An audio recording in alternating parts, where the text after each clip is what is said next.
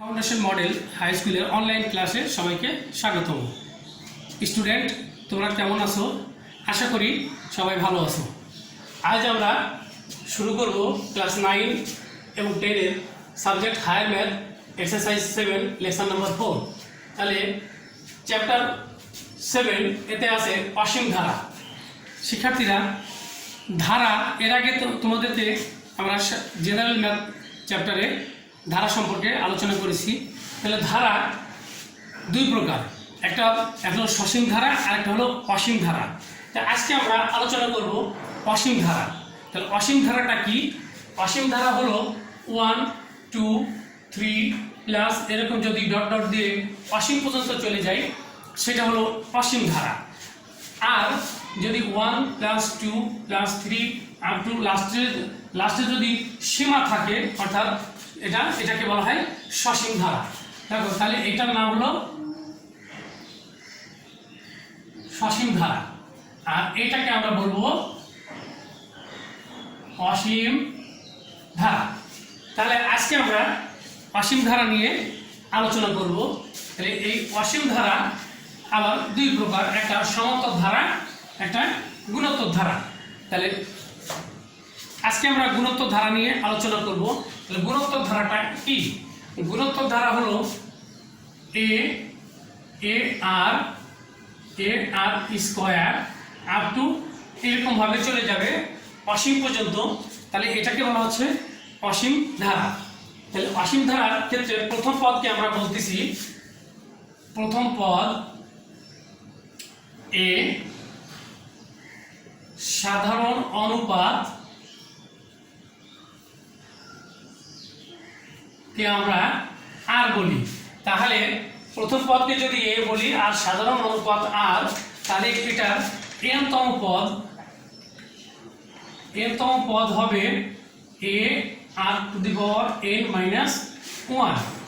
তাহলে শিক্ষার্থীরা দেখো যে এই সূত্র দিয়ে আমরা বিভিন্ন ধরনের পদ আমরা বের করতে পারি। n-তম পদের জায়গায় আমি বলতে পারবো যে 10তম পদ কত, তারপরে 15তম পদ কত, তাহলে সেইভাবে আমরা বের করব। এখন আমরা বইয়ের মূল অঙ্কে চলে যাই। আমাদের প্রবলেম নাম্বার হলো 9। তাহলে 9 বলছে যে কোন ধারার 10তম পদ, তারপরে 15তম পদ, আবার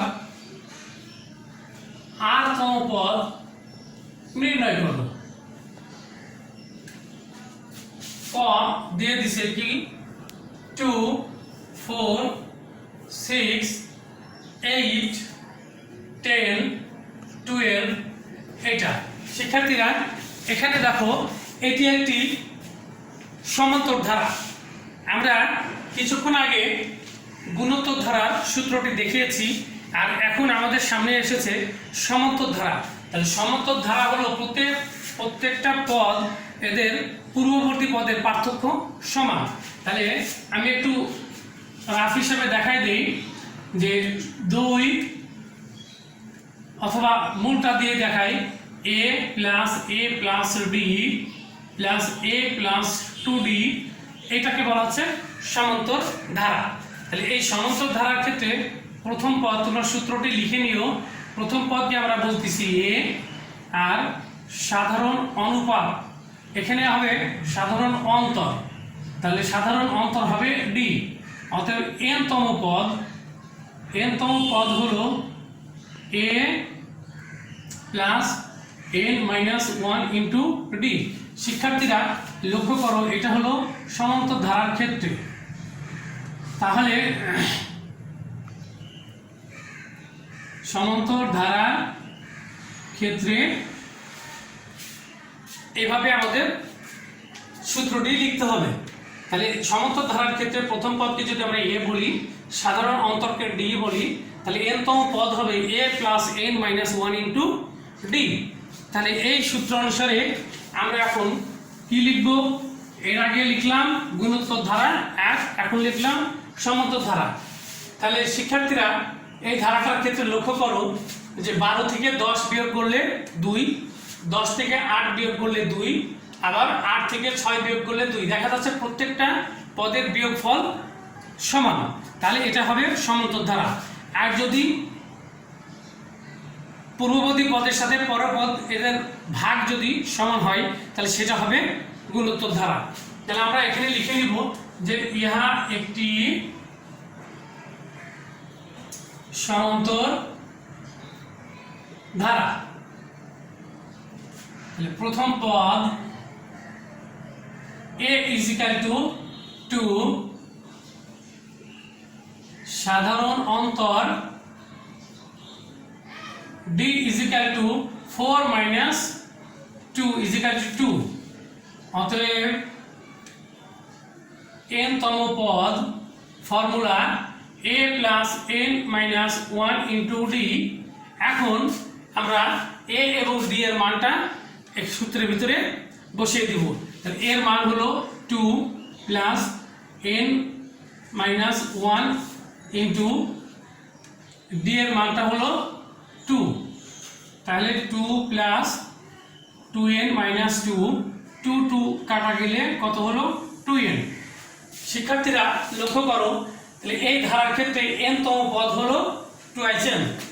এখন আমাদের বলছে প্রশ্নের ভিতরে 10 তম পদ কত, তাহলে আমরা লিখব সুতরাং 10 তম পদ 2 into n এর মান 10 কত হলো 20। এরপরে বলছে 15 তম পদ, তাহলে 2 into 15 কত হলো 30। এখন বলছে r তম পদ, তাহলে r তম পদ is equal to 2r। শিক্ষার্থীরা দেখো, আমাদের প্রথমে চিন্তা করে নিতে হবে যে এটি কোন ধারা, সমান্তর ধারা নাকি গুণোত্তর ধারা। তাহলে সমান্তর ধারা হলে সমান্তর ধারার ফর্মুলা দিয়ে করব, আর গুণোত্তর ধারা হলে গুণোত্তর ধারার ফর্মুলা দিয়ে অঙ্কগুলি করতে হবে। এখন দেখো, তাহলে প্রথম পদ a is equal to 2, সাধারণ অন্তর d is equal to পরপদ মাইনাস পূর্বপদ, তাহলে 4 minus 2 is equal to 2। তাহলে n তম পদ a plus n minus 1 into d, তারপরে দেখো মান বসিয়ে দিছি, দেওয়ার পর হয়ে গেছে 2n। এখন কত বলতেছে প্রশ্নে 10 তম পদ, অতএব 10 তম পদ 2 into n এর মান 10, তাহলে 20। 15 তম পদ n এর মান 15, আর r তম পদ 2r। তাহলে এটাই অ্যান্সার। তাহলে আমরা এখন অ্যান্সার লিখে দিয়ে দিব 20, 30 আর 2r। শিক্ষার্থীরা এই নিয়মে আমরা আরো দুই একটা অঙ্ক করব, তোমরা প্র্যাকটিস করো অথবা কাছে বসে করতে পারো। দেখো এখানে আছে খ নম্বর হাফ 1 3/2 2 5/2 ডট ডট দেওয়া আছে বলে এটাকে আমরা বলবো অসীম ধারা। তাহলে এই ধারার ক্ষেত্রে দেখো এটাও সমান্তর ধারা, ইহা একটি সমান্তর ধারা। কোন ধারা সেটা আমাদের আগে ডিক্লেয়ার করতে হবে। তাহলে প্রথম পদ a is equal to half, সাধারণ অন্তর d is equal to 1 minus half, 1 minus half। তাহলে 1 থেকে হাফ বিয়োগ করলে হাফ হয়ে যায়। সুতরাং n তম পদ, সমান্তর ধারার ক্ষেত্রে n তম পদ আমি লিখেছি a plus n minus 1 into d। তাহলে এর মান হলো half plus n minus 1 into d এর মান হাফ। তাহলে হাফ প্লাস n দ্বারা গুণ করলে n/2 minus half, minus half plus half কাটা গেলে n/2। অতএব এখন আমরা লিখব 10 তম পদ। তাহলে 10 তম পদ হবে n এর মান 10/2 কত 5।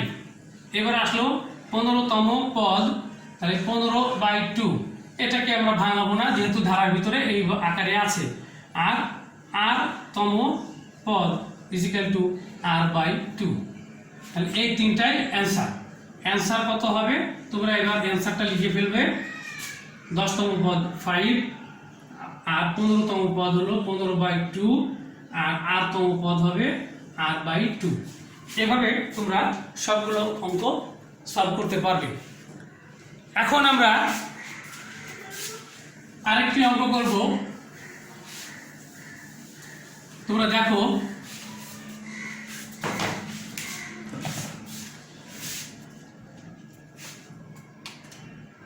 এখানে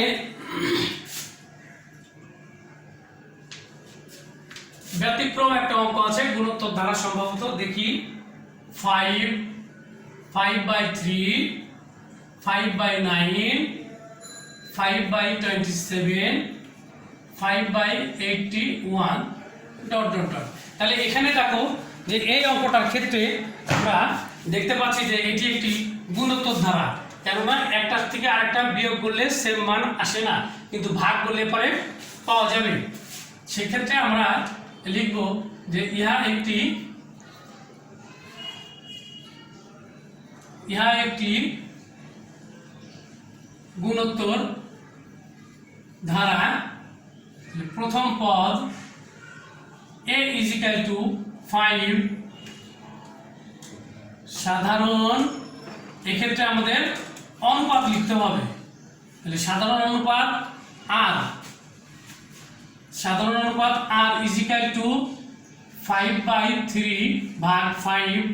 তাহলে 5/3 ইন্টু এটাকে যদি আমরা উল্টে দিই 5 কাটা গেলে 1/3 আসলো। ইচ্ছা করলে তোমরা কেটে দিতে পারো।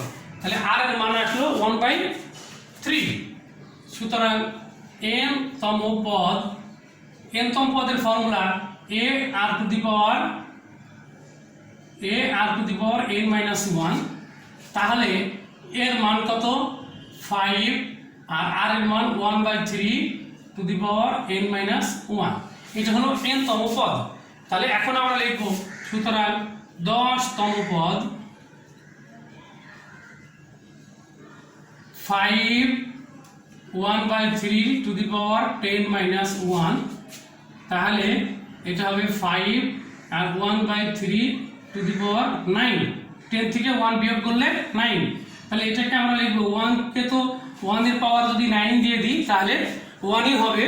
এখানে হবে উপরে 5 নিচে 3⁹। এরপরে 15তম পদ 5 × 1/315−1। তাহলে 5 × 1/314। তাহলে উপরে হবে 5, 1 এর পাওয়ার 14 হলো, তার মান 1, 5 এর সাথে গুণ করলে 5, আর এটা 3⁴। এরপরে আছে r তম পদ। তাহলে 5 × 1/3r−1। এটাকে তো কিছু লেখা যায় না, সেই জন্য 1 এর পাওয়ার যদি r−1 দিই 1, তাহলে কত হবে? উপরে 5 আর নিচে হবে 3⁻r−1। সেক্ষেত্রে এই তিনটা হবে অ্যান্সার। তাহলে তোমরা লক্ষ্য করো যে এর আগের দুইটা অঙ্ক করলাম আমরা সমান্তর ধারা দিয়ে, আর এই অঙ্কটা আমরা করেছি গুণোত্তর ধারা যেটা আছে। তাহলে গুণোত্তর ধারার ক্ষেত্রে আমি আবারও আলোচনা করতেছি যে প্রথম পদ ইহা একটি গুণোত্তর ধারা, এটা আগে আমাদেরকে ডিক্লেয়ার দিতে হবে। তারপরে প্রথম পদ a = 5, সাধারণ অনুপাত r = দ্বিতীয় পদ ভাগ প্রথম পদ, ক্যালকুলেশন করে হলো 1/3। এখন n তম পদের ফর্মুলা হলো a⁻n−1। তাহলে 5 আর r এর মান 1/3, এটা লিখলাম। এখন দেখো অর্থাৎ 10তম পদ, তাহলে যেখানে n আছে n এর জায়গাতে 10 বসাই দিয়েছি, দিয়ে ক্যালকুলেশন করেছি। 15তম পদ n এর জায়গায় 15, আর r তম পদ r এর জায়গায় n এর জায়গাতে r বসিয়ে দিছি। তাহলে এইভাবে আমরা এই জাতীয় যে অঙ্কগুলি আছে সেই অঙ্কগুলি আমরা সমাধান করতে পারি। আরেকটা অঙ্ক দেখো এখানে আছে যে একটা অঙ্কের ক্ষেত্রে ওরা দিয়েই দিছে যে n তম পদ, সেটা আমাদেরকে কষ্ট করে বের করতে হবে না। হ্যাঁ, তাহলে আমাদের বের করা লাগবে না, ওরা নিজেই n তম পদটাকে দিয়ে দিছে। তাহলে তখন কি করা লাগবে? নাম্বার চ বলছে দেওয়া আছে n তম পদ = 1 - -1n নিচে -1^3n, তাহলে এটা হবে 3n নিচে 2, তাহলে অতএব 10তম পদ হবে 1 -1^3 × 10 নিচে 2। দেখো 1 মাইনাসের পাওয়ার 3 × 10 30 জোড় হবে, তাহলে তার মান 1 নিচে 2, তাহলে 1 থেকে 1 বিয়োগ করলে 0, 0/2 = 0। এরপর আসলো 15তম পদ, তাহলে 1 -1^3 × 15 নিচে 2, তাহলে 1 মাইনাসের পাওয়ার 3 15 45, তাহলে এটার জন্য আসবে আরেকটা -1/2, তাহলে 1 আর 1 মাইনাসে প্লাস 2, তাহলে 2/2 = 1। এখন দেখা যাচ্ছে যে r-তম পদ, তাহলে আর যেহেতু জোড় বিজোড় কোনোটাই নাই, তাহলে আমরা লিখব যে r জোড় হলে r-তম পদ 1 -1^3r/2, তাহলে 1 আর এর মান যদি জোড় হয় তাহলে এটাও হয়ে যাবে জোড়, সেক্ষেত্রে 1 হয়ে যাবে নিচে 2, তাহলে 1 - 1 = 0/2 = 0। আর বিজোড় হলে r-তম পদ হবে 1 -1^3r/2, তাহলে 1 মাইনাস এটার জন্য আসবে -1 নিচে 2, তাহলে 1 + 1/2 2/2 = 1। শিক্ষার্থীরা তোমরা দেখতে পাচ্ছ যে আর যখন বলবে তখন আর এর মানটা জোড় এবং বিজোড় এটা আমাদের খেয়াল করতে হবে। তাহলে জোড় এবং বিজোড় যদি ভিন্ন ভিন্ন মান আসে সেক্ষেত্রে আমাদের জোড় হলে একরকম হবে আর বিজোড় হলে আরেক রকম হবে, এইভাবে মান বের করতে হবে। তা আশা করি এই 9-এর যে কয়েকটা অঙ্ক আছে তোমরা এই সূত্র দিয়ে বাকি অঙ্কগুলি করতে পারবে। বেশি বেশি প্র্যাকটিস করবে, তাহলে সবগুলো ভালো করে শিখতে পারবে। সবাইকে ধন্যবাদ।